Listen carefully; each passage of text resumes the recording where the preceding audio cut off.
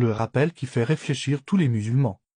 Un frère nous raconte, un matin comme tous les jours, je me prépare à aller en cours, une journée banale. J'arrive au lycée à 9 h du matin et j'entame ma journée de cours. À 9 h 55, la sonnerie retentit, c'est l'heure de la récréation, je rejoins mes amis. Chaque pause, nous sommes une petite vingtaine à se rejoindre dehors, souvent accompagnés de puffs et d'autres substances illicites. Il faut savoir que ce jour-là, j'étais extrêmement fatigué et j'avais peu dormi. En plus de cela, ma mère partait pour 2 semaines de voyage, donc j'étais un peu triste. Donc je me retrouve dehors, je prends ma pause avec mes camarades et n'étant pas consommateur de puff, je prends la mauvaise initiative de demander une puff à mon camarade que je surnommerai Monsieur A. Comme beaucoup de jeunes, Monsieur A est tombé dans les pièges de notre société, il consomme régulièrement des substances illicites. Même s'il a conscience de ce mal, et qu'il a fortement envie de se repentir de ce péché, il continue. Il est 10 h, le cours va reprendre, mais à cause de la puff, ma tête se met à tourner fortement. Mes camarades me disent de ne pas retourner en cours, car ça se voyait sur ma tête que j'étais mal. Monsieur A décide de ne pas me laisser seul et me dit d'aller boire de l'eau au robinet, situé dans un stade de foot qui est à 2 minutes du lycée.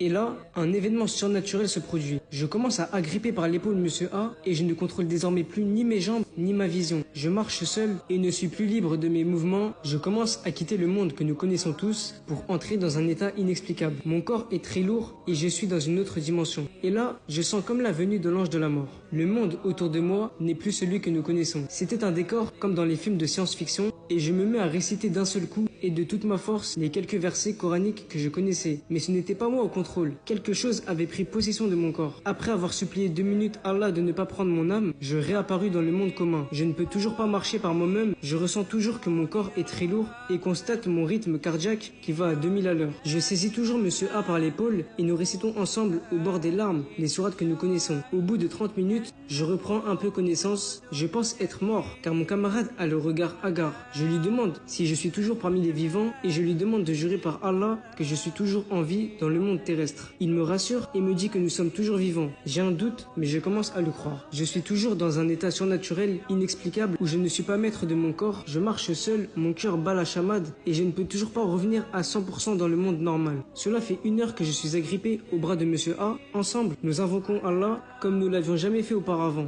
lui suppliant de ne pas prendre mon âme maintenant sans que je me sois repenti. Monsieur A eu l'intelligence de me faire réciter plusieurs fois la profession de foi et a fait tourner en continu le Coran sur son téléphone. Cependant, au bout d'1 heure, agrippé à lui, mes jambes commencent à faiblir et elles tremblent comme du flanc. Et mon cœur s'accélère de plus en plus. Nous faisons des tours du pâté de maison qui entoure le lycée et au bout d'un moment, je décide de m'asseoir. Car je sens que mes jambes ne répondent plus et mon cœur accélère tellement que je suis à 2 doigts de lâcher et rejoindre la tombe. Je dis à Monsieur A que je n'ai plus d'air, je suis en train de suffoquer, je sens mon âme quitter mon corps, je suis sûr à ce moment que je vais mourir. Alors il se retourne et comme par hasard, nous étions devant un cabinet médical.